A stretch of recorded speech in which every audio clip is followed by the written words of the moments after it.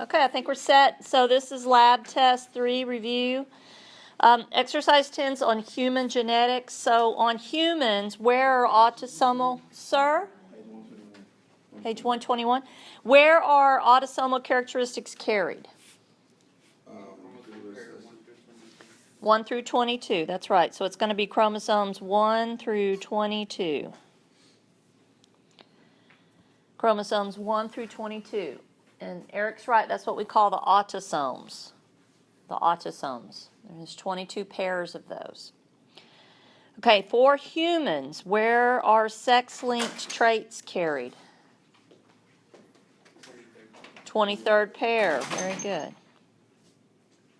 And the 1 through 22, we call those the Autosomes.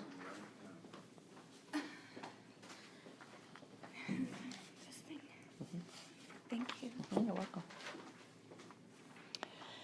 Question 2. What chromosomal abnormality is associated with Down syndrome? trisomy 23 or 21.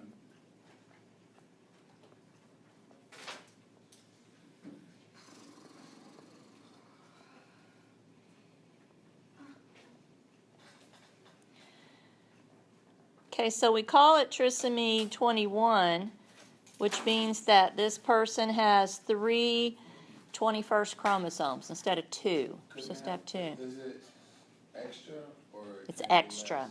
That was extra. Extra. So instead of 46 chromosomes, this person has 47.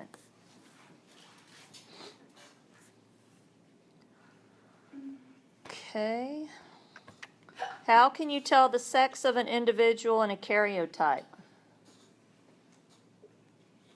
Like, let me get you guys to look real quickly on page 123, top of the page. There's a karyotype there. And you guys are going to see karyotypes on this test. It's the end, isn't it? Yeah, so you look at the bottom right-hand corner, you look for the 23rd pair, correct? Okay, so if you see 2 really big chromosomes, then you have what we call a female. What if you see a really big one and a really small one? Then you got a male. And you can see on page...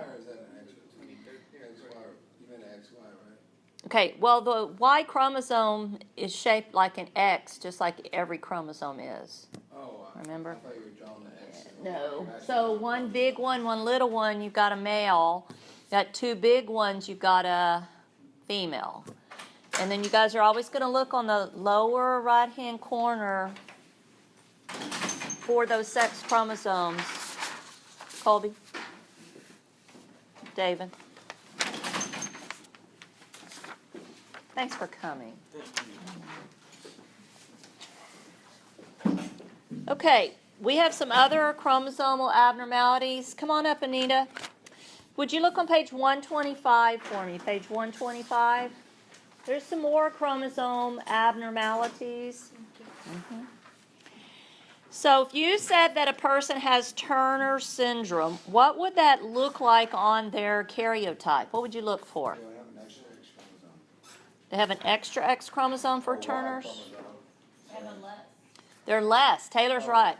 They're missing an X chromosome. So we put an X and an O. What's the O mean? It's not there. It's missing. That's going to be Turner's. Again, this is page 125, if you're following in your lab manual. How about if you said that a patient has poly X? What would that look like? 3 X's. What if a patient had Klinefelters? 2 X and a 1.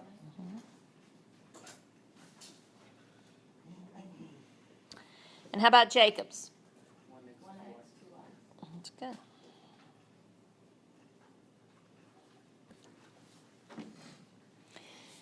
Now, as you're writing that down, I want to remind you that it will be karyotypes that you'll be viewing on the test.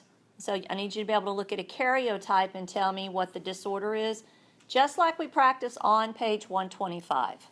You see there's some karyotypes on page 125, and we as a class practiced figuring out what each karyotype represented. Yeah, and I just have a question. For the karyotypes, whenever we're looking for those, we always look at the 23rd, correct? If we're looking for a sex disorder. If we look at the 23rd pair and we don't see a disorder there, then you might want to look over at the 21st pair. Okay, what could be going on at the 21st pair? Downs, okay? So don't forget about Downs. Like, we want to look at like the 21st, the 23rd. Those are the common ones, yes, sir? And then for these, is there any one specific you can think of? You just have to be able to look at it and tell me what it is, just like we practiced on page 125. Okay. Yep. Okay, so then what we did in class is we kind of switched gears and went away from chromosomal abnormalities to just genetic disorders, where you just inherited some specific traits from your parents. And we started by looking at traits that we actually had, and then started talking about some other ones that were more significant. So I have question number 5. If a person is homozygous dominant, and again, just using the letter A, that would be big A, or if the person is heterozygous, what characteristic will be shown in their phenotype? Will they look to have the dominant characteristic or the recessive? They're going to look dominant. Very good.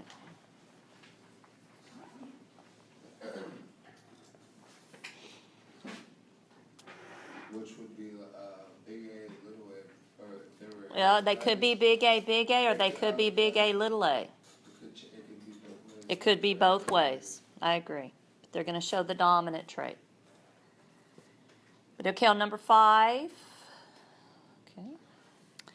Still on number 5. If an individual is homozygous recessive, little a, what trait will show in their phenotype? Yeah.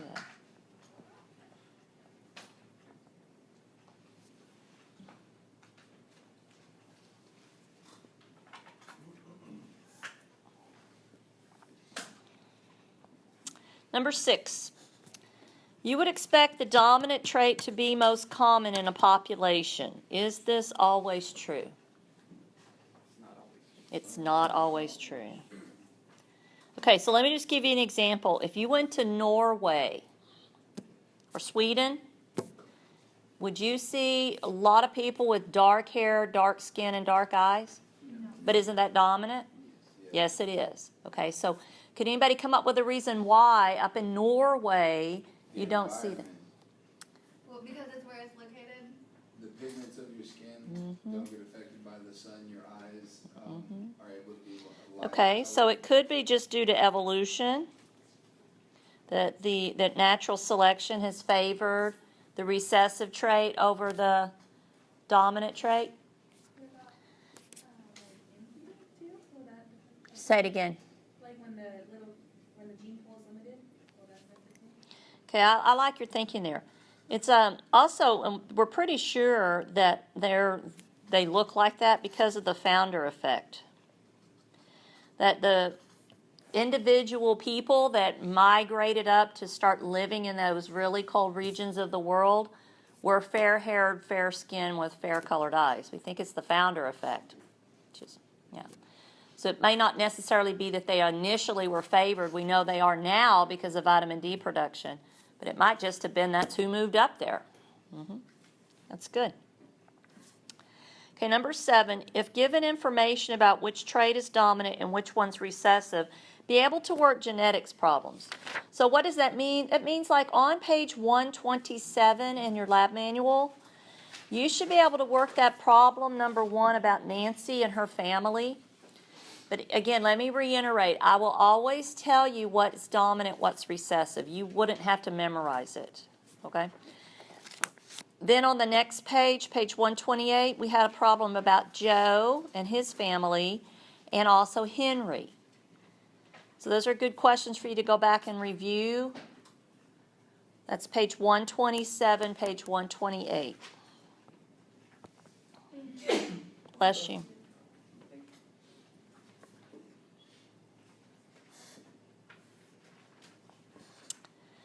So I went ahead and made up a question just for us to play with. This one's not on your review sheet. It's only up on the screen. I got two people and they have widow's peaks. You guys remember that's where your hair comes down a little bit here in the middle? Okay. And widow's peaks is dominant, and I try to show you that with that capital W, but I would tell you widow's peak is dominant. So I have two people with widow's peaks, and they had 3 kids. 2 of their kids have widow's peaks, but 1 does not. And I want to know the genotypes for each person in the family using the letter W. Okay, so let's start with the parents. Remember, the parents have widow's peaks, but they have kids that have widow's peaks and don't have widow's peaks. So what would be the parents? I'm ready. Okay, so you had big W, big W. No. Big W, small W. Yes. Yes. And then what do you want for the other parent? Big W, little W. Exactly. Here's both of your parents that have widow's peaks, but they had some children that didn't, so they have to be heterozygous. Everybody okay on that? Okay, let's talk about the children. The children with widow's peaks, what would they be? Big W, little W. Maybe. Could they be big W, big W? They could. We don't know. So we're going to go big W question mark for those kids. They could be big W, big W. They could be big W, little w. We don't know. Those are the children with. I agree. That's the children with widow's peaks. How about the kid that doesn't have a widow's peak? W, W, big. No. Correct. Oh, it's recessive. I'm sorry. Mhm. Yeah. Everybody's okay on that? Uh-huh. So that's what I mean by be able to work the problems. So that would be the answer? Mhm. So we wouldn't have to specify how many were heterozygous and how many were dominant? You really wouldn't know. We really wouldn't know. We wouldn't, so we wouldn't do, okay. Yeah. We'd have to make it wild. Okay, here's another possibility, Elizabeth, because you know how Miss Steinke likes choose all that apply? You would have to pick big W, and big W, little w, because they're both possibles for the kids that have widow's peaks. Good question. Okay, I'm moving to number 8. True or false, sex chromosomes carry only genes that relate to the sexual characteristics or sexual functions of an individual. That's so false. Oh, and give an example. Can you guys think of a trait that, Hair color, eye no, that's not on a sex chromosome. that's Color blindness, that'd be a good one. color blindness. So the disorders, basically. Another one that just comes to mind is hemophilia. That's on the sex chromosome, the X chromosome. One type of muscular dystrophy, that's on the X chromosome. And again, those have nothing to do with your sexuality.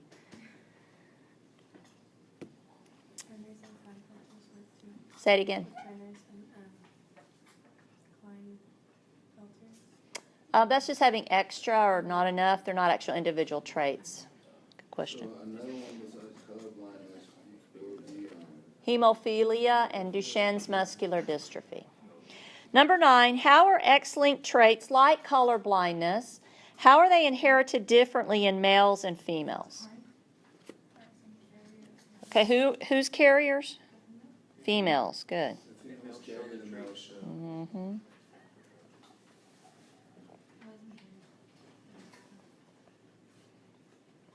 I'm going to say affected. I know what you mean by show. I agree. So when you see mostly men having a disorder, then you might suspect that it's an X-linked trait. You might suspect that. Now, you have to do a little more study to know for sure, but that's what you would expect. Just want to show you guys real quickly that day we did colorblind tests. I just want to remind you what that looked like. You may remember us doing these. Yeah, that was fun. And then I was showing you this one. I only have one of these, but this one's a really great colorblind test for people who don't know numbers or letters, or little bitty kids that can't communicate so well yet, or or maybe they don't know our numbers and letters, so a person with a different language, that's another great colorblind kid. So I just want to remind you about that. But again, most of the time we find that people that are colorblind are males. Most of the time they're males. Okay, great. That was number 9. Okay, pedigrees are going to be on your test. Would you join me on page 131? So on a pedigree, what is a circle? It is a female. It is. A circle's a female. And what's a square? A man. And then how do you know if the individual has the disorder? It's shaded. It's colored in. Yeah, that's good. Does a pedigree show genotypes or phenotypes? Female. It shows phenotypes. And then from that, we try and figure out the genotypes. Lots of times we can figure it out. Sometimes we can't, but most of the time we can figure out the genotypes. But it just shows phenotypes. Okay, so I'm going to have pedigrees on the test. The first thing you do when you see a pedigree on the test is figure out the inheritance pattern. Page 131 at the top of the page are the 3 possible inheritance patterns. Autosomal dominant, autosomal recessive, X-linked recessive. Now, how would you know which one to pick? How are you going to know? If both the parents are shaded, then it's dominant. If one of them is, or if none of them have it and the child has it, then it's recessive. Okay, how about that? Let's go with that one. If neither parent has it, but one or a few of their kids do, then that would be recessive. Would that be X-linked recessive or autosomal recessive? Okay, how do you spot X-linked recessive? Yeah, you tend to just find it on the boys, right? It won't be on the circles, correct? Yeah. Okay, how do you spot a dominant? Neither parent shows it, but one of their kids' offspring has it. No, that's what No. we just did. That's recessive. Dominant. How do you spot dominant? One of the parent one has it. Yeah, one or both of the parents have it, and many of their offspring. If it's dominant, many of their offspring will have it. Okay, if it's dominant, many offspring will have it. Okay, so I made up my own pedigree up here. If you'll just take a look, got my own. And again, before we get started, we have to figure out, Autosomal recessive. okay, we want to figure out the inheritance pattern. And Jonathan is nominating autosomal recessive. Do you guys agree with that? If you'll notice, the original first pair of parents, the original parents don't have it. They had 3 kids, and one of their 3 kids have it. Okay, and if you'll notice, it's in boys and girls. Doesn't seem to be skipping generations. Okay, so let's use the letter A. If you will, use the letter A. And let's do generation 1, individual 1. Using the letter A. Cheyenne said big A, little a. Do you guys agree? Yeah, that's a good one. Okay, let's do a generation 2, individual 4. Generation 2, individual 4. Little a, little a. Okay, now let's do his wife, generation 2, individual 5. I agree. Okay, let's do their 2 parents. They had 2 daughters. The first daughter is generation 3, individual 4. Big A, little a, yep. And how about generation 3, individual 5? Buddy, okay on that one? Can you just leave that there for a second? Okay, so once again, let me just recap. You have to know circles are females, squares are males. You have to know the inheritance pattern. The inheritance pattern. And what I'm gathering from this is that because it's autosomal recessive, the only ones with the disorder are going to be the ones that are shaded in. That's true. That's true whether it's dominant or recessive. The ones with the disorder are shaded in. So on the dominant ones, the only difference is the parents are going to be little a instead of big A, little a. Correct? If that was a dominant disorder. However, That's what I'm saying. The yeah. only difference between autosomal If you had two parents that were little a, and the disorder was dominant, what chances do you have of having a kid that has the A disorder? lot. A very great. I don't know exactly what. Okay, our hypothesis is that it's an autosomal dominant, okay? And your parents are this. And I'm asking you, what is the chance that their kids would have the autosomal dominant disorder? And you're if they're saying... both like that, no, 0. Okay, good. Want to make sure you got that. Yeah. They have no chance of that, okay? That would be like Huntington's is an autosomal dominant disorder. And I'm little a, my husband's little a, so we don't worry that we're going to have kids with Huntington's because I don't carry the trait and he doesn't carry the trait. Dominant traits, you can't hide them. You either have it or you don't, right? You can't hide dominant. You can hide recessive, but you can't hide dominant. It's okay on that one. So you're saying there's 0% chance of being dominant? It's correct. Okay. Correct, Taylor. Okay, question 11. Susan has a blood type of A, and Jack has a blood type of AB. What are the possible blood types of their kids? Now, let's talk about Susan. Blood type of A. What genotype should we use for her? AO. Very good, Taylor. So I just reminded you the chart that we always use on our blood type questions. When I say a person has blood type A, I'm giving you their phenotype.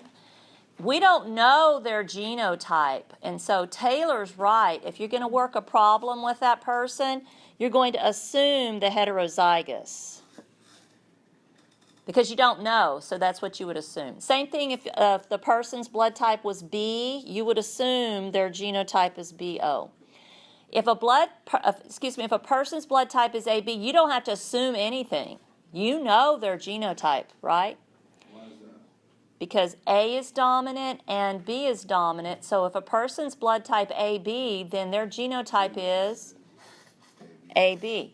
And one more thing, O. If I told you a person's blood type is O, again, you don't have to assume anything. You know their genotype. OO, because O is recessive. So the only way you have blood type O is if you have an O from your mom and an O from your dad. Okay, so sir? I was question. So like my dad, he's not O negative or anything, but I am, or maybe and my mom. Okay, is. so let's talk about Susan and who was that other guy? Did you write this down? Jack. Okay. Susan is going to mate with Jack. What blood types could their kids have? Okay, well, I'm going to go ahead and do the cross. Susan's across the side. Jack is across the top. Is there a reason for that? Is it all? Yeah, you can put them either way. Okay, could Susan and Jack have a baby blood type A? Yes. Yes. Could Susan and Jack have a baby blood type B? Yes. Could Susan and Jack have a baby blood type AB? Could Susan and Jack have a baby blood type O? No. Everybody's okay on that? Yeah. All right, so let's just talk real quickly about Jonathan has blood type O, but he says his dad doesn't have blood type O.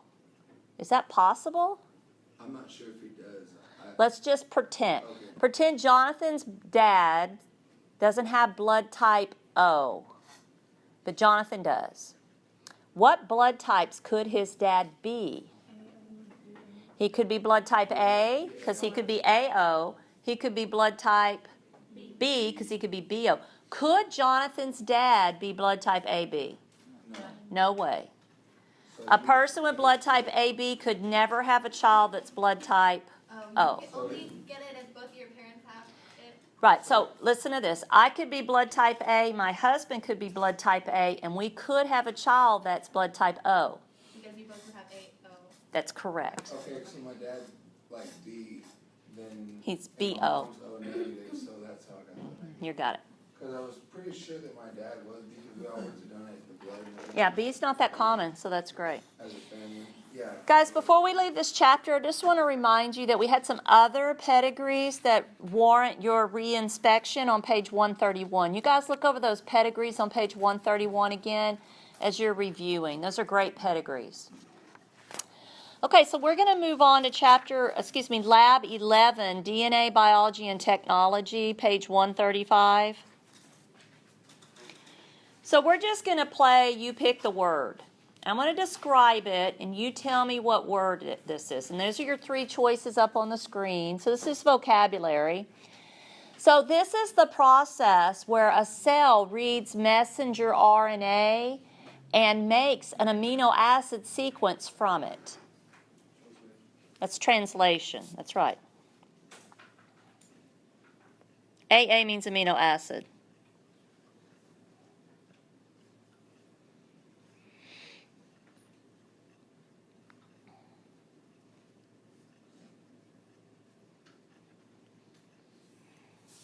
It's called translation. You guys may remember we used the genetic code to do translation. The genetic code will be supplied to you on the lab test, just like it was on the lecture test. Made from the messenger. Okay, how about this one? This is where DNA makes an exact copy of itself. Replication. That only occurs in S of the cell cycle. there you go. No, that's when that happens.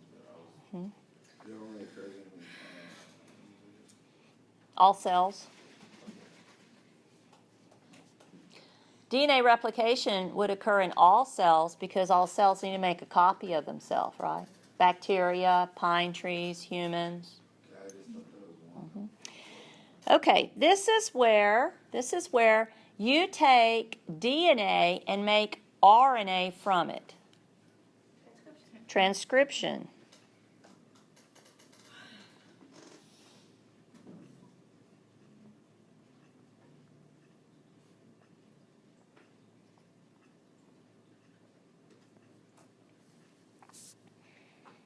I have transcription as DNA is used to make RNA.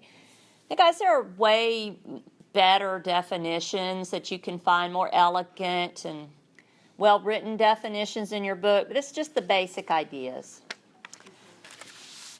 Now, this is one of my favorite things in all of biology. It's got these three arrows. But you use the same three words that we just used: replication, transcription, translation, and help me figure out each arrow. So let's start with this first arrow where DNA is used to make DNA. Yeah, that one's replication. How about this second arrow?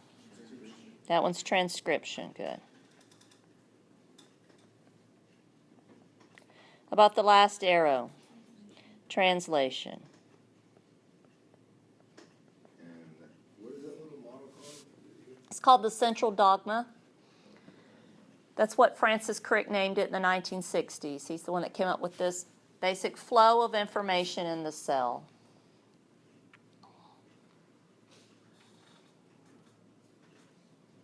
Will we need to know the name of the? No, ma'am, he just likes that. He likes extra information.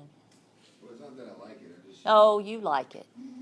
I like it It too, helps Jonathan. me. There's nothing wrong with It's liking the like telling me, information. like 1 plus blank equals 3. And like I just want to know what's in the middle because it helps me put everything. Sure, you put it together. That's right. I like extra information. Okay, I need the 3 parts of a DNA nucleotide. Now, guys, I'm going to draw it for you, and then you figure out the 3 parts. I want to draw you a DNA nucleotide.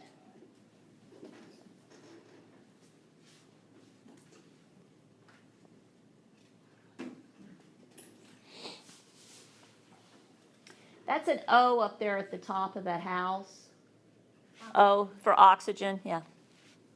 The thing that kind of looks like a house. Phosphate with 5 carbon sugar. And, Okay, so the P with the circle around it is phosphate. Oops, misspelled that.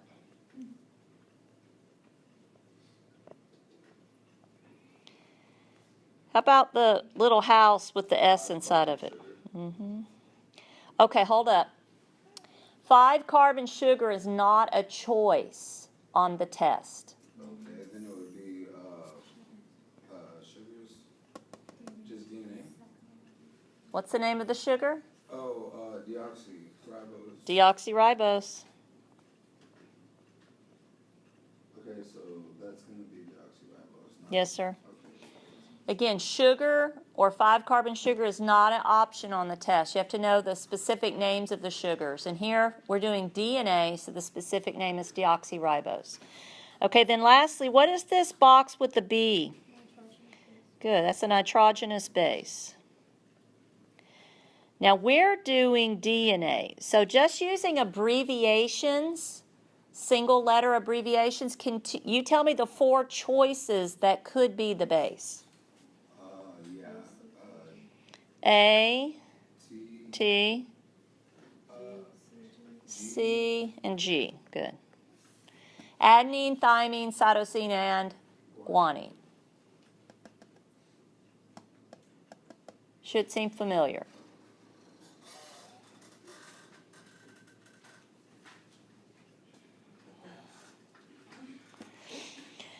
Okay, would you look on page 136? The artwork there is really good. The day that we built our DNA models, I remember, I think it was Alexis, who's not with us today. She said it looked like a ladder to her. And I think that we all agree that it looks like a ladder. So, if you're pretending DNA looks like a ladder, what parts make up the sides of the ladder? Okay. Yep. I just used my abbreviations there. The sides of the ladder? The sides of the ladder are the phosphates and the sugar deoxyribose. And the ladder rungs as well. Okay. Now the ladder rungs would be the steps of the ladder. Rungs are the steps of the ladder. And it looks to me like there's something else in the middle that are making up the steps. What is that? That's the sugar. No, those aren't sugars. Is it the base? The bases. Yeah. And so the rungs, that means steps. Like steps of the ladder. Okay, now why did I write it this way? They're bonded. And what are those little dots between the A and the T? Okay. Bonded or hydrogen? They're hydrogen bonds. Okay, so I did A and T. What would be the other possibility? G and C. And how many? How many hydrogen bonds? There's 4. No. No. Look at the picture, people. 3. Thank you, Ivan. There's 3. It's right there on page 136. Somebody tell me 8? I mean, come on.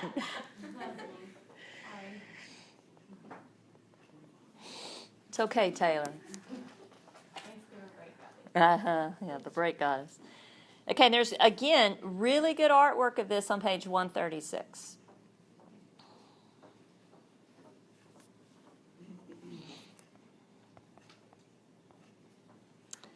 Okay.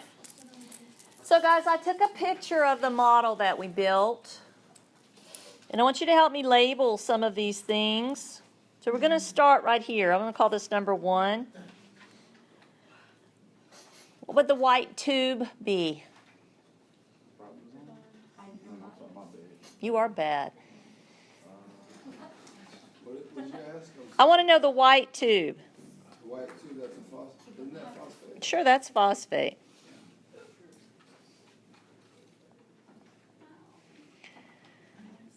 Okay, here comes number 2. It's the black pentagon. That's the Sugar is not of choice. Deoxyribose. yes.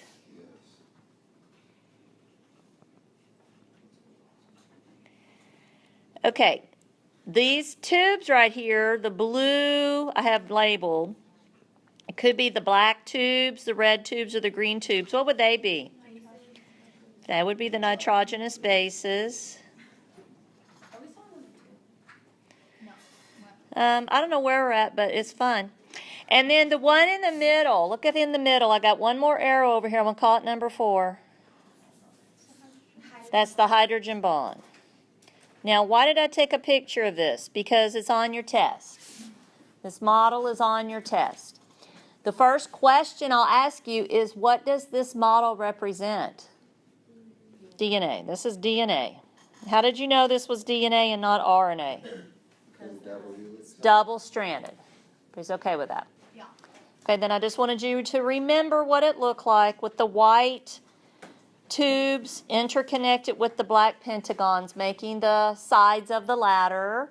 And then we have our nitrogenous base pairs in the middle. Everybody okay on this one? Okay, that was all number 2. That is true. Here's number 3. Number 3 says, if I give you a sequence of DNA on one strand, be able to predict the base sequence on a new strand. So I made up a strand. I just made this one up. I want you to help me out. What goes right here? 5. Good. Go ahead.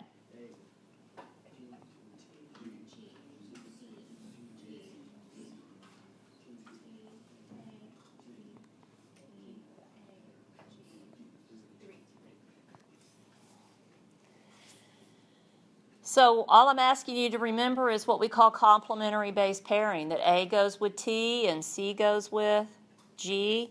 I'm also asking you to remember that the 2 strands go in opposite directions. They're actually doing this. One opposite directions. Anti-parallel. They're anti-parallel. What is it called whenever it's not, like when you would put like the 3 below the 3 and it wouldn't be the 5 and it's not backwards? That would just be parallel. Do we do that? Nope. Oh, all right. Good. Everybody's okay on that? And just want to also remind you, class, that we practice this as a class at the bottom of page 138.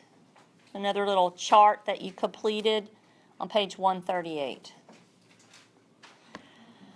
Okay, number 4. I need, let's do 3. I think you could come up with 3 differences in structure and composition if you compare DNA to RNA. Okay, so DNA is double-stranded, and RNA is single. And DNA uses thymine, and RNA uses uracil. And then DNA uses deoxyribose instead of ribose, so it's more. It is more stable. And you wanted another one? Right? Nope, only one of 3. You got another one? No, I was like, Good. I didn't know. So there's 3. I wrote just double, but it means double-stranded. And RNA single-stranded. And then DNA uses the base thymine, whereas RNA uses the base uracil. And then DNA uses the sugar deoxyribose, whereas RNA uses the sugar ribose.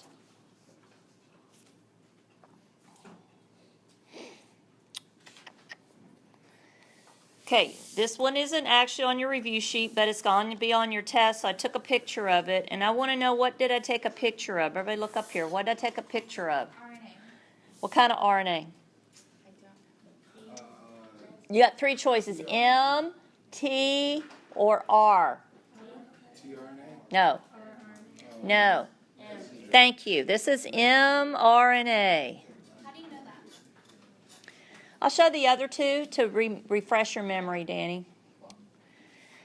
Okay, if this is mRNA, then let's do the white tube first. This one right here. The white tube. What is that? Phosphate, is it? You bet. Let's go down here to this blue pentagon. Number 2 is going to be the blue pentagon. Ribose. And then it doesn't matter which one you pick. It could be the blue tube, the red tube, the black tube. What are these tubes? The nitrogenous bases. That's good. Okay. Now you did a poor job picking what kind of RNA it is. But how do you know it's some kind of RNA? Single-stranded. Okay. Now I'm going to remind you what the other RNAs look like in our model kit so that you can remember. Question number 5. What's a codon?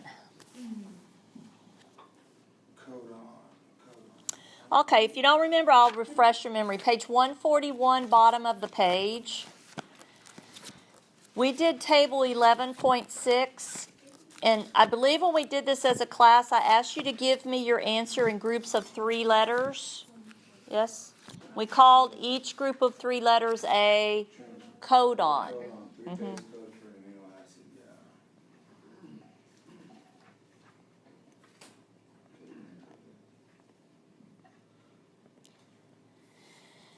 Okay, codons are on the molecule we call messenger RNA. There's 3 bases on the messenger RNA. And then those 3 bases have a function. Those 3 bases code for 1 amino acid. And guys, I'm using amino acid abbreviation there. So the function of a codon is to code for 1 amino acid. We don't have to memorize the codons because we always have the chart. Okay, now when it's time to make an amino acid sequence, check back on question number 1. Look back at question number 1. If you're making an amino acid sequence, are you doing replication, transcription, or translation? Translation. And so I want to know what organelle is associated with translation. Say it again. Nope, you make protein. Elizabeth? It's the ribosome.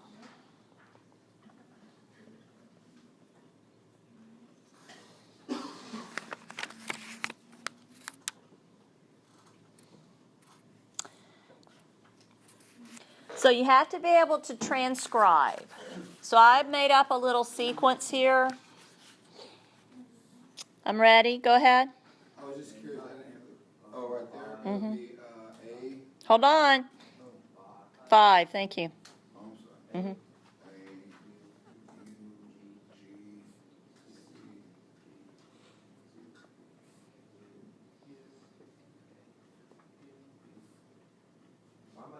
G, I have no idea.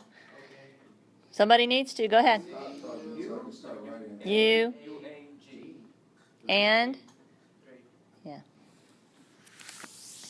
But I appreciate you, Sean. I stopped talking because I feel like I was losing all the answers. Oh, yeah, you don't want to do that. Okay, everybody feeling comfortable on translation? I'm sorry, transcription. And guys, again, we practiced that at the bottom of page 141.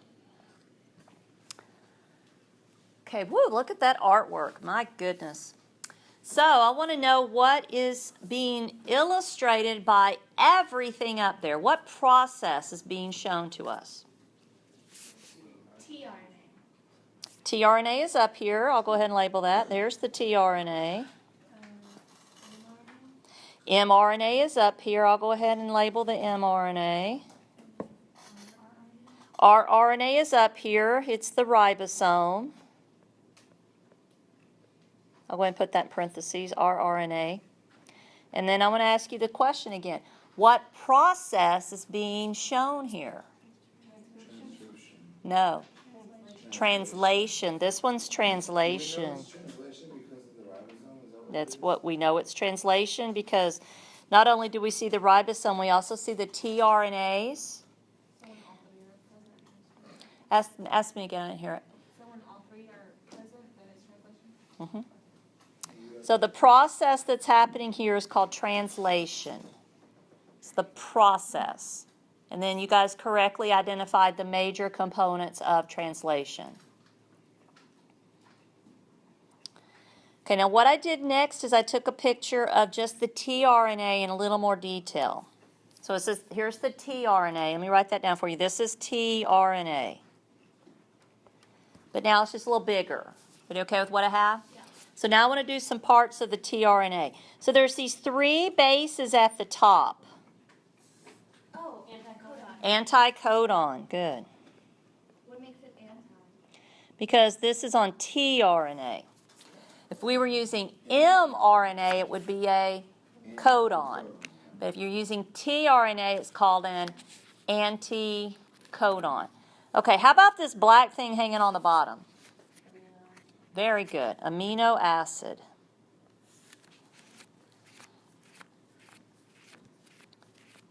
Okay, I just want to back up to the previous picture, and you guys find the tRNAs up there. Does everybody see the tRNAs?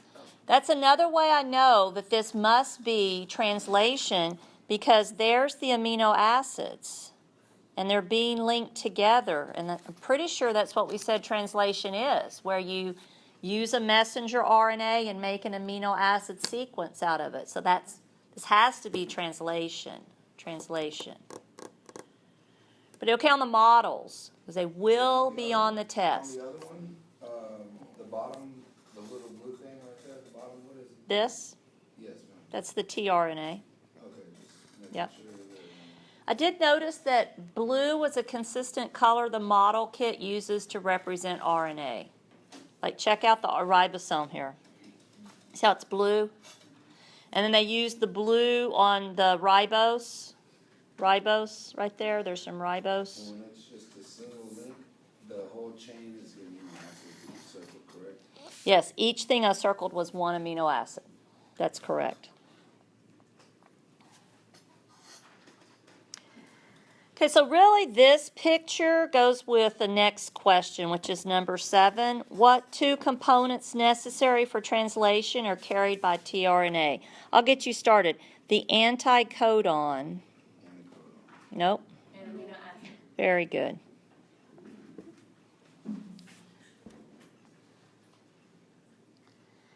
What is an anticodon?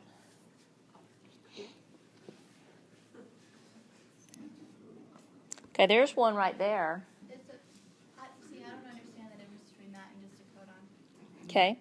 Let me help you out, guys. Would you please go with me to page 143 at the top of the page? Is that what you just switch, the switching of the AUG and stuff like that? It's Yeah. the same thing. So, The tRNA, would you agree with me an anticodon is 3 bases? Would you go for that part? Okay, so I'm going to write 3 bases. And then on what molecule do you find an anticodon? tRNA. Okay, now study the table on page 143. Is there a relationship between codons and anticodons? They're complementary. Yeah, they base pair with each other. Like A goes with U, C goes with G. So I'm going to put complementary to a codon.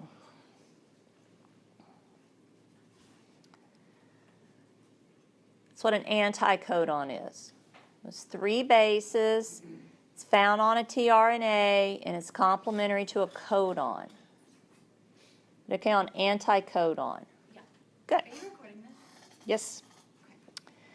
So just to make sure you got it, I did here, I gave you some codons, and you have to give me the anticodons. Okay, go ahead and get started. Oh, that hurt. Thank you. Oh, AUA, sorry. How come that hurt when you said T? Is that going for the codon? Yeah, there's no T in RNA. There's no T. Yeah. Okay, so we're good on that. Okay, would you dig out your genetic code? I know you have it. It looks like this. Maybe even nicer. See if everybody has that. We need our genetic code.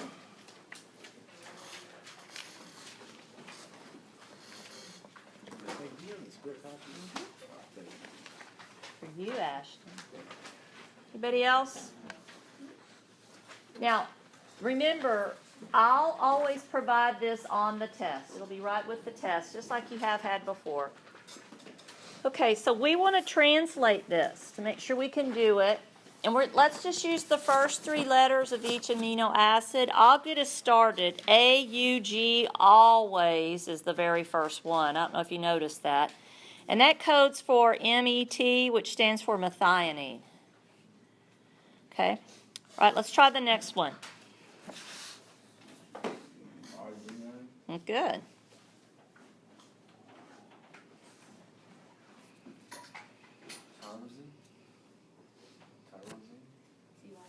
Yeah, tyrosine, yeah. You guys are fast. Ooh, a stop.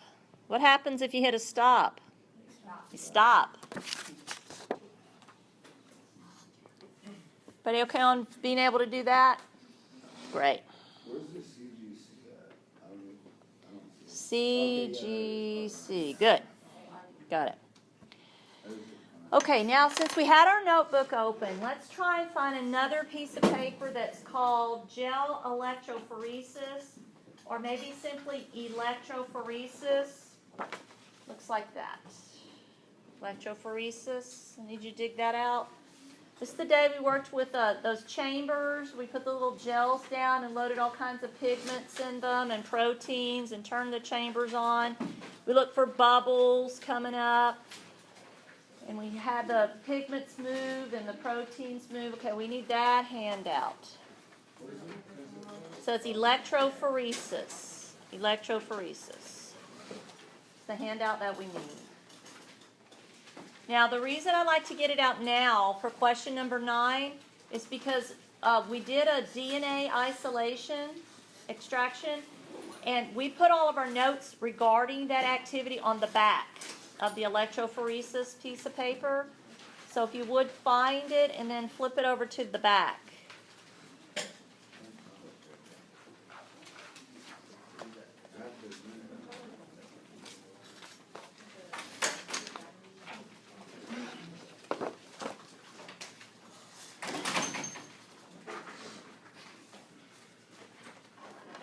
Okay, on the back, I need to know, during the DNA isolation, what role did the cell extract play?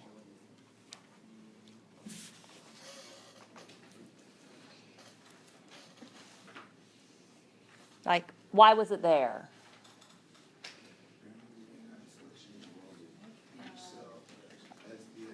It's on the back of that sheet. Yeah, it's called banana cell extract. Okay, so it was our source of DNA. Okay, then the next thing we added to the tube was the detergent SDS. What was the reason we had that? It was emulsified membrane. Good.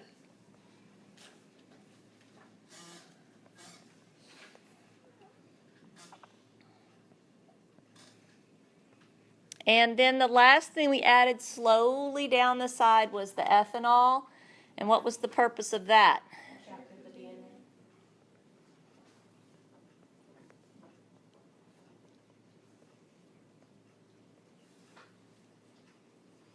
It says attracted.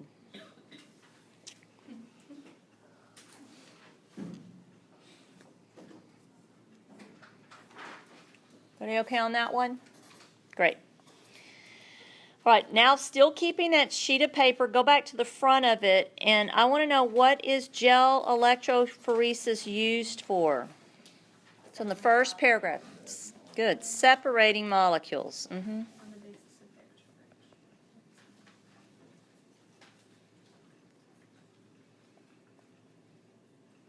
What did the ethanol do on number 9? Attracted the DNA. I don't know if I... What'd you say to me, Cheyenne? Upon what basis does it separate molecules? For charge and size. Good.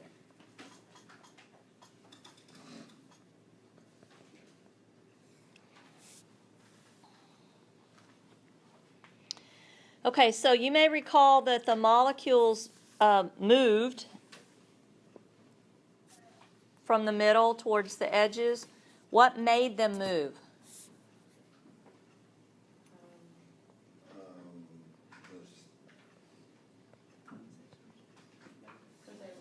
You had to plug it in.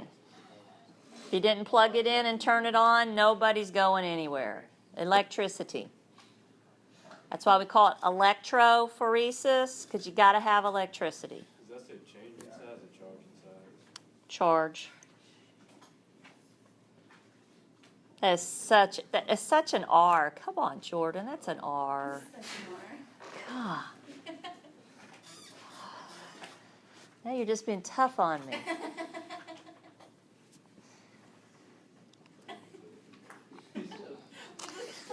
Okay, everybody okay on number 10? All right, I got one more. So on the front of that page, we practiced this little table down at the bottom where I gave you the isoelectric point of each protein, and we practiced what we thought the charge would be of the protein if you put it in different pHs. I'm just going to read the paragraph above the table.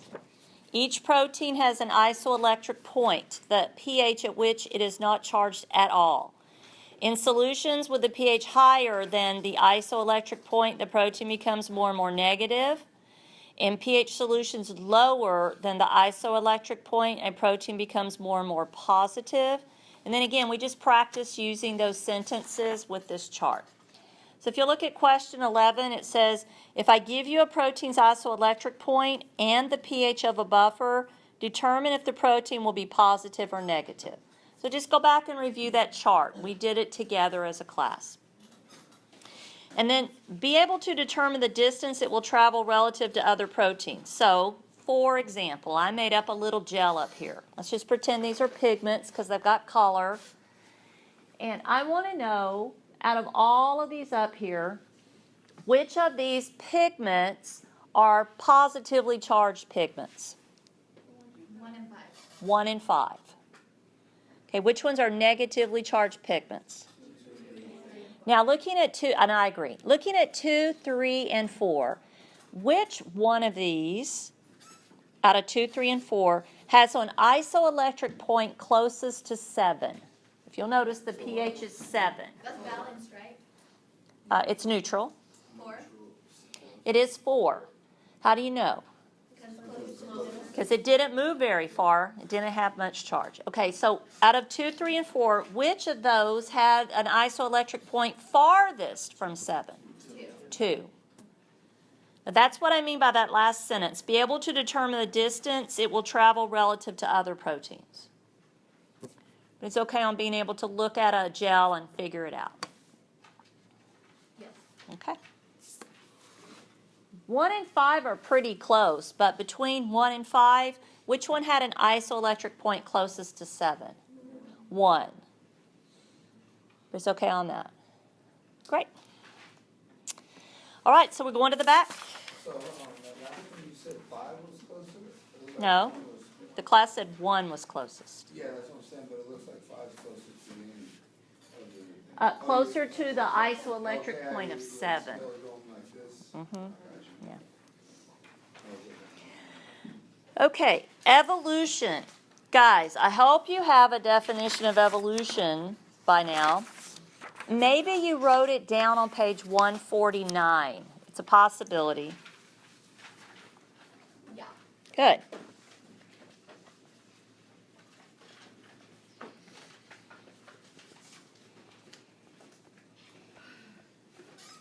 I bet it looks something like this. Genetic changes in populations over time. Yes.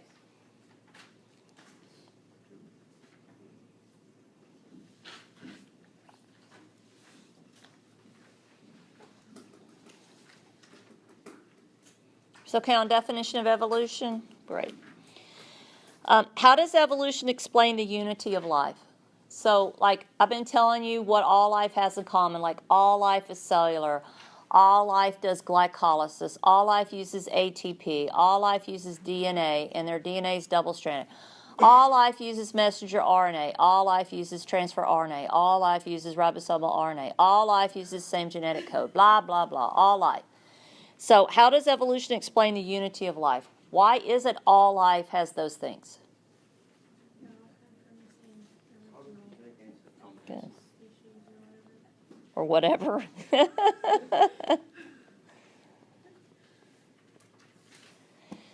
Now, some of you, I hope, are going to take Biology 2 next semester with Mrs. Schumacher. Yeah. And she's going to teach you about the diversity of life. So it's kind of the opposite of this class. This class, we've been mostly talking about the unity of life. Next semester, you're going to learn the diversity of life. You know, study all the animals, all the plants, etc. Okay, do lots of dissection, field trips, things like that. So how does evolution explain the diversity of life? Even though all life has one common ancestor, how come there's so many different species of life? Different environments, Good. adaptations to the environment.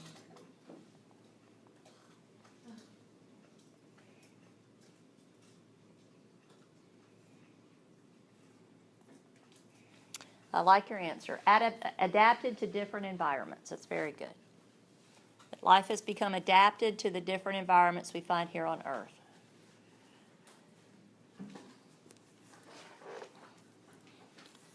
I think that's all number 1.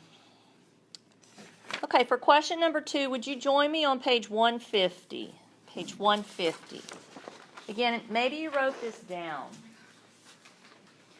I need to know the literal meaning of the word Paleozoic. Ancient life. Ancient life, that's good.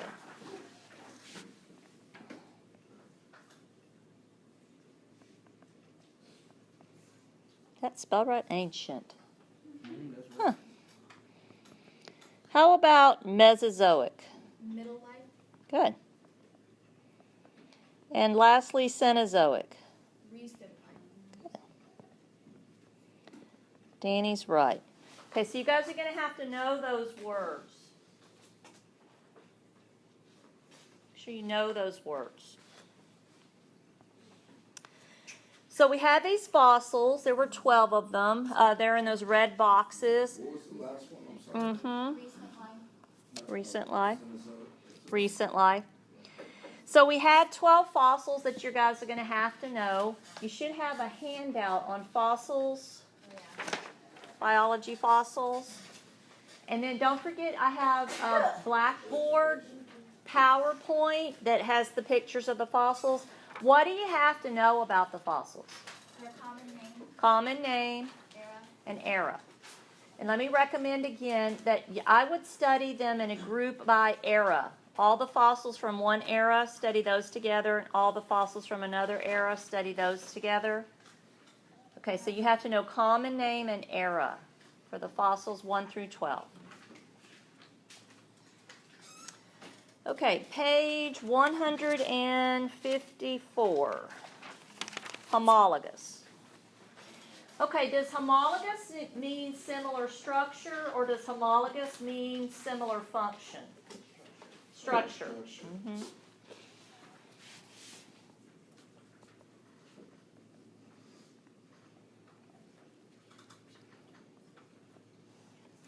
Now I want to remind you, all the 4 limbs of vertebrates on page 155, they're all homologous. Everybody look on page 155.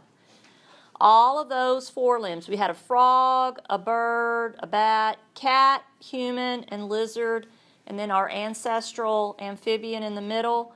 They're all homologous. How come they're all homologous? They all have similar structure. They all have similar structure. Okay, on homologous. Okay. What about analogous? Similar function. Mm-hmm. What happened? Similar.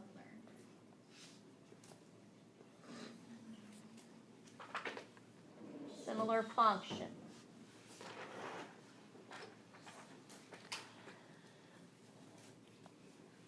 Okay, last part of number 4. Does homologous or analogous represent a closer evolutionary relationship? Homologous. Good.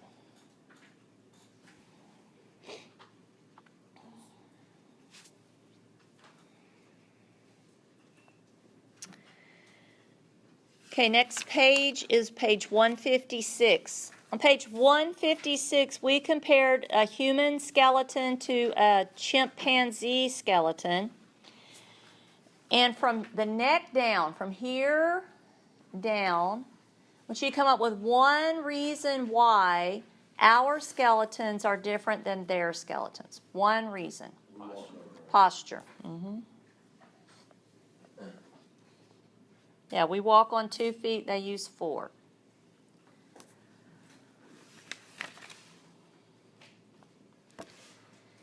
Okay, page 158, we compared human skulls to chimpanzee skulls. So it would be up here, the skull.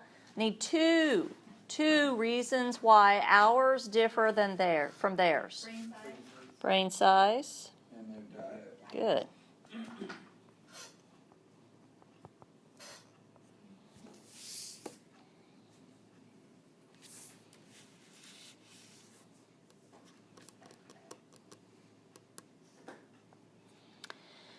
Okay, we had some skulls in the back. Those are all still have their little pink tags on them back there, right? Yeah. And then don't forget to have a PowerPoint on Blackboard for those skulls too. I need you to know the name of the animal and its diet. Now, again, guys, if they're super close, you wouldn't have them both as choices. Like bobcat and cat are hard to tell the difference if they're not next to each other. Possum and skunk are real close, okay?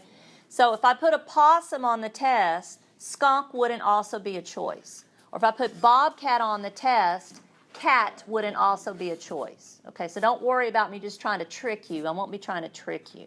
But you do have to look at the skulls and figure out who is who.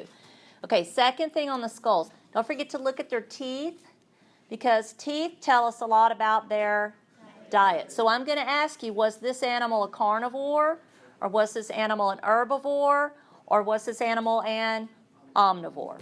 Okay, so take a look at their teeth. Do they have like really sharp back teeth? The carnivores, everything is sharp. Yeah. Yeah, the herbivores, you may remember, the back teeth are all ground down from chewing and chewing and chewing, and then the omnivores in between. Yeah. Mm-hmm. What are the difference? What do you call the difference between the front teeth and the back teeth? So the front teeth are called incisors, Uh-huh. and then canines, Uh-huh. and then molars. Okay. Good. Page 159, comparative embryology. How does comparative embryology help determine relationships between organisms? Okay, if you're comparing two organisms and you're looking at their embryos and you can't even tell their embryos apart. Like you couldn't tell a pig, the other day, I remember this, you guys couldn't tell a pig embryo from a human embryo. When I was showing you pictures, you're like, yeah, I know. Ashton thought it was a bird. Well, yeah, you'll see, that's pretty good. You couldn't tell because they were so similar. Yeah. Okay, what if you were studying two embryos and you could tell easily a human embryo from a chick embryo? Okay, so if you see a lot of similarities between embryos, what does that mean? Common ancestry. They have recent common ancestry. What if you're comparing two embryos and you see many differences? That their ancestors aren't that. Their ancestry is further back in time. Okay, so comparative embryology helps us determine relationships between organisms because very similar embryos means very closely related. Oops.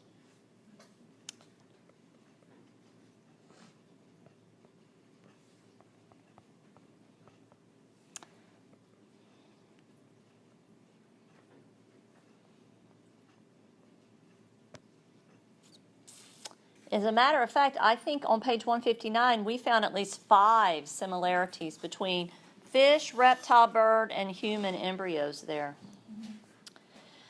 Really like this second part of the question. Would you expect a human embryo to be more like a chick or a pig embryo? Pig. And then I agree with you, but why? Mammal. Good. Both are mammals. That's good. More recent common ancestry, we're both mammals. That's very good. Okay, I know I don't have to give you a page number for number 8. You can do this right out of your head. I need some biochemicals that are common in all cells. I'm going to get you started.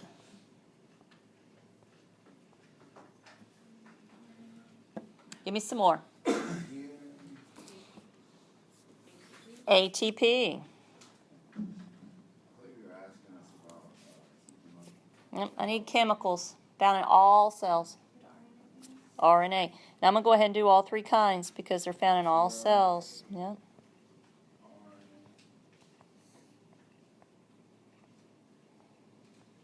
Oh, here's one of my favorites.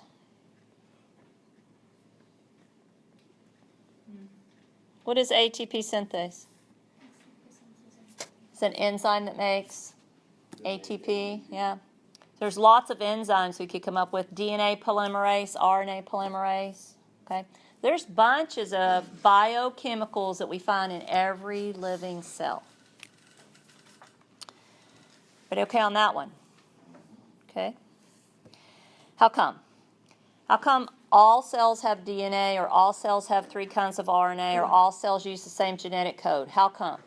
Because we were all share the common ancestors. Mm-hmm.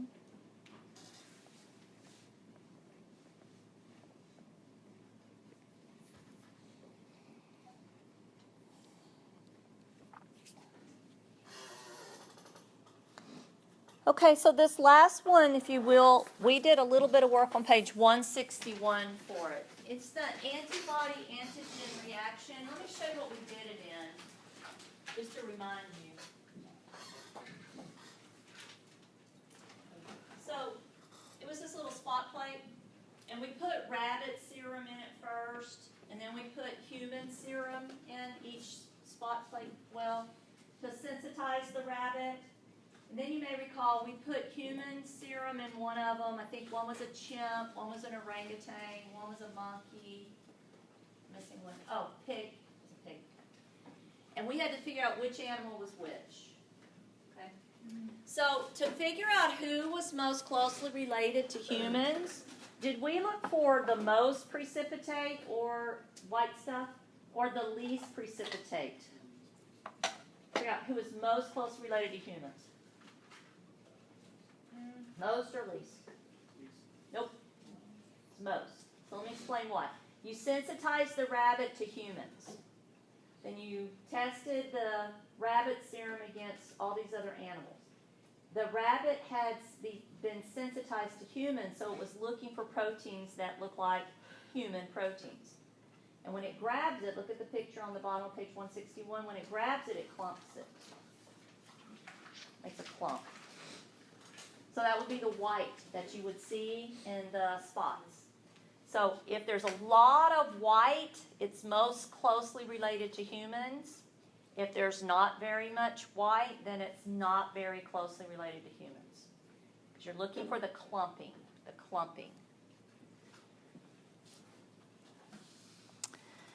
Okay, lastly on this chapter, on the back of your fossils, we've used this chart several times now. It's called protein differences. I'm going to ask you to use this chart. So when you're reviewing, just review the chart and be able to answer the 3 questions down at the bottom that we did as a class. I know we went over this in lecture 2, so, and I could tell by the clicker question that we did that most everybody could figure out how to do this chart. Bottom 3 questions? Yeah, I would review by doing the bottom three questions, Taylor. What's that over? You have an extra copy of that? I do. It's on the back of your fossils. Oh, I think I might have it then if it's on the back of the box. Okay, well, if you don't, just let me know. Okay, our last thing to talk about is called mechanisms of evolution. So, guys, I'm going to let you do your own vocabulary on population, gene pool, mutations, gene flow, non-random mating, and genetic drift, natural selection. Now, if you'll just glance up at my screen, I've got a line drawn between population and gene pool because, let me see why I drew that line.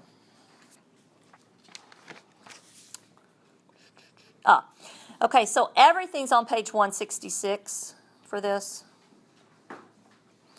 Population and gene pool are just definitions you're going to find at the bottom of page 166. Everything else are mechanisms or agents of evolutionary change. You'll find those at the top of page 166. So all of these terms are on page 166.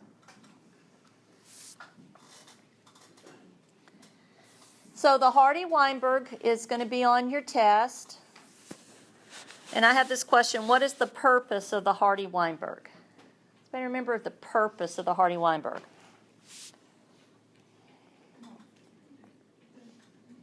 Percentage of recessive homozygous dominant and heterozygous. Yeah, so you get all these percents, but why? It's a baseline. Evolution.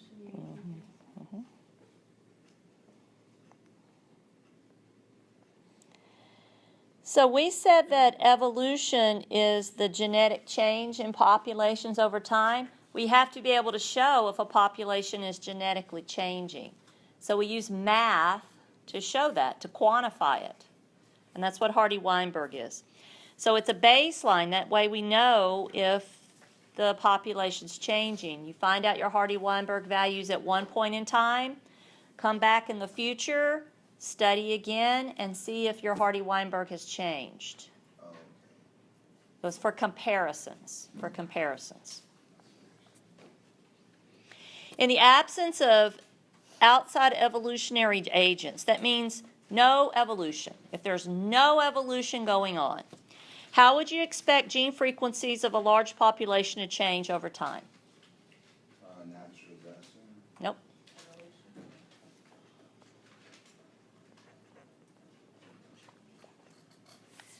Isn't evolution the change in the genetics of a population?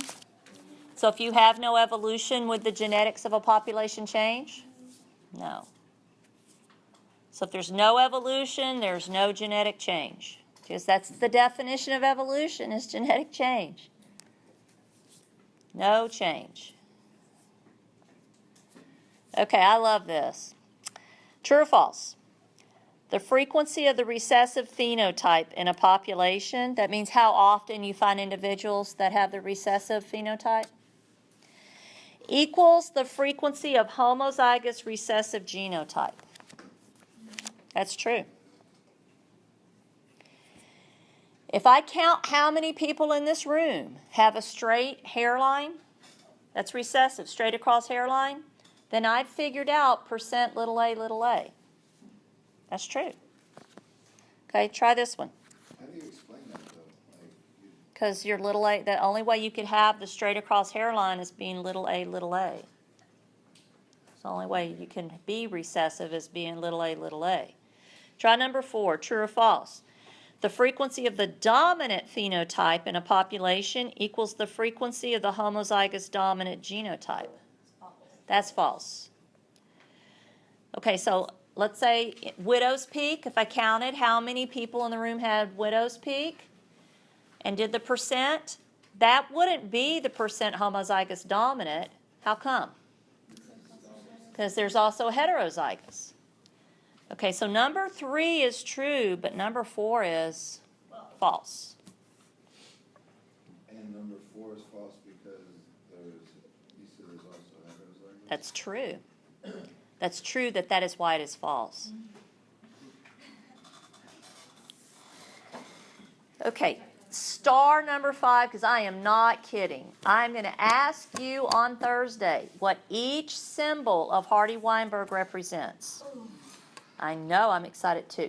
So let's see. I'm going to just call out some and you tell me what I'm talking about. If you don't know, page 167 is at the top is your Hardy-Weinberg. Okay, I'm going to call out I'm going to ask you what do you call in Hardy-Weinberg, what letter of Hardy-Weinberg or what symbol of Hardy-Weinberg represents homozygous recessive individuals in the population? Q squared. Q squared. How about the frequency of the dominant allele? P. How about percent heterozygous? 2PQ. How about the frequency of the dominant allele? P. How about percent homozygous dominant? P squared. P squared. So you got to know those. Okay.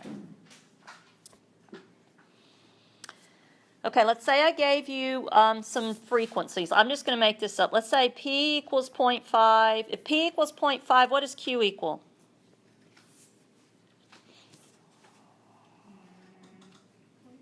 0.5. How come if P equals 0.5, Q equals 0.5? Because they equal 1. Because I have to add to 1. Okay, so let's just say that's what I gave you. What would you expect the frequencies of the population to be the next generation if the population obeys Hardy-Weinberg? Okay, what does that mean to obey Hardy-Weinberg? Stays the same. If you're obeying Hardy-Weinberg, there's no evolution. So if in this generation P is 0.5 and Q is 0.5, what's it going to be next generation? 0.5 and 0.5. No change. Raul's correct. What about if we come back in 5 generations? Be the same, 0.5 and 0.5. How about if we came back in 10 generations? It's going to be the same, 0.5 and 0.5. As long as there's no evolution, the allele frequencies stay the same.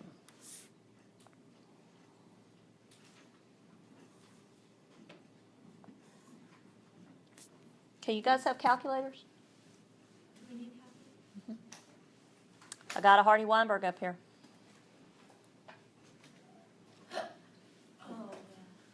Oh, yeah. If you need a calculator, come get one. You got to have a square root button. Are you going to label big W and little w in the test? I'm going to tell you what's dominant and what's recessive. Yeah. You got to know that.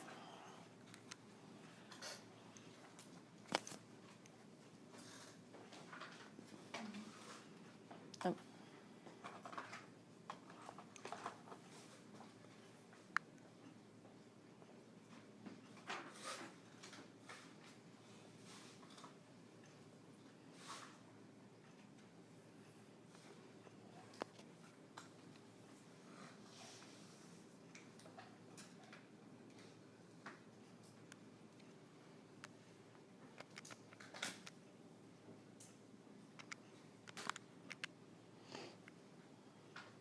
Let's all agree to go 2 places behind the decimal.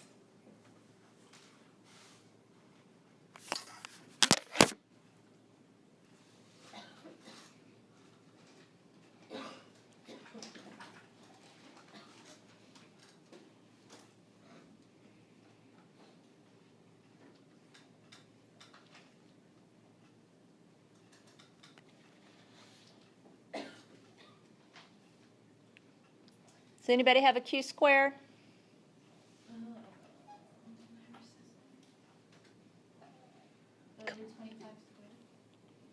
What? How do you get Q squared? Yeah, you take the number of recessive individuals and divide by the total. So what'd you get? I got 0.06. 6%, 0.06. Okay, that's 25 divided by 400. 25 divided by 400. Everybody do that. 25 divided by 400. You get 0.06? Is that a yes? Okay. Now we have to do Q. How do you get Q? Do the what? Take the square root. I need the square root of 0.06. That's what I got too.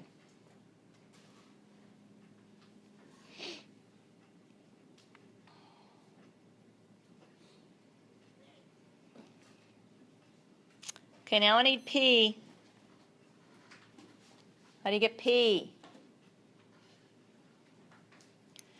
What do P plus Q always have to add up to? 1. So how do you get P? 1 minus 0.24. What's P? 0.76.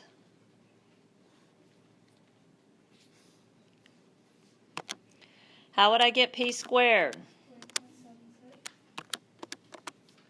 I got 0.58.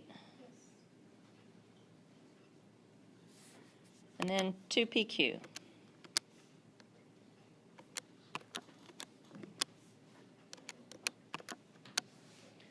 0.36. Did I get that right? No. I got 0.36. Maybe I did it wrong. 2 times 0.24 times 0.76. Yeah, I got 0.36. Did you guys get 0.36? You got 0.36?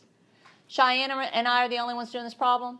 I'm just trying to catch up to the other stuff, and now I'm trying to figure out what y'all are doing now, to be honest with you.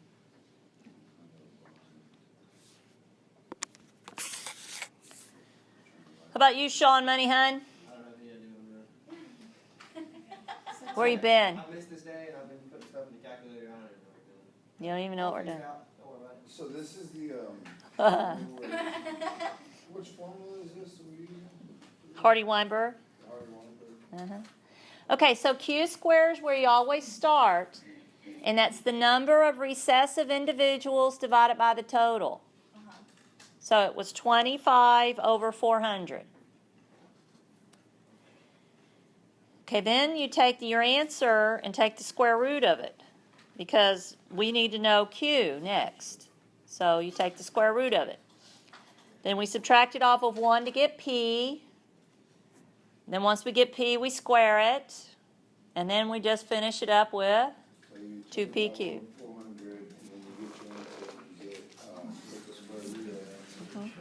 Did you guys actually need this 375? No. No, didn't actually need it. But what you're saying is you do 25 over the 400, and you take that answer, you take the square root of that answer, To get Q. and then you get Q, and then you Get- square it. No. What you get is Q squared. The definition of Q squared, if you look at the definition of Q squared, is the percent homozygous recessive. That's what Q squared is.